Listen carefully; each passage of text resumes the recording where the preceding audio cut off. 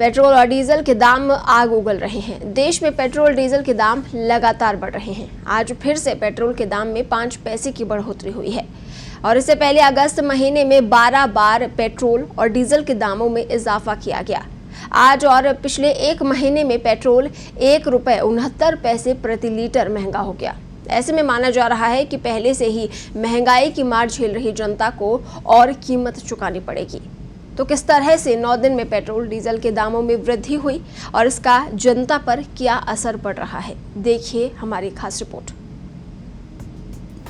आम जनता को महंगाई से जरा भी राहत मिलने की उम्मीद नहीं दिख रही है। अगस्त के महीने में 12 बार पेट्रोल के दामों में बढ़ोतरी की गई।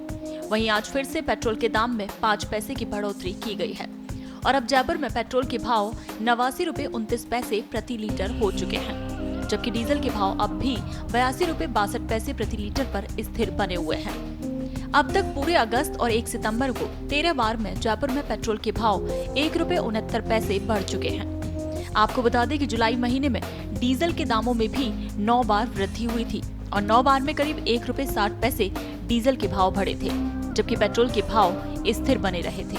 अब अगस्त माह में पेट्रोल के भाव बढ़ रहे हैं, लेकिन डीजल के स्थिर बने हुए हैं। वहीं कच्चे तेल के भाव में फिलहाल सुस्ती ही दिख रही है। ब्रेंट क्रूड के दाम $44 से $45 प्रति बैरल के करीब पर ही ट्रेंड कर रहे हैं।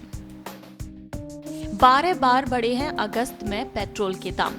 वहीं 12 बार में जयपुर में पेट्रोल के भाव ₹1.64 बढ़े हैं।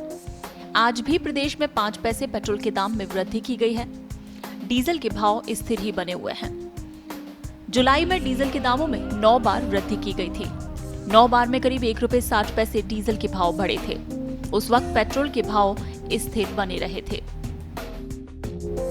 पेट्रोल डीजल की बढ़ी हुई कीमतों ने सरकारों की मंशा पर भी सवाल खड़े कर दिए हैं। सवाल इसलिए क्योंकि ये दाम उस वक्त बढ़ रहे हैं जब अंतर्राष्ट्रीय बाजार में कच्चे तेल के भाव निम्न स्तर पर हैं।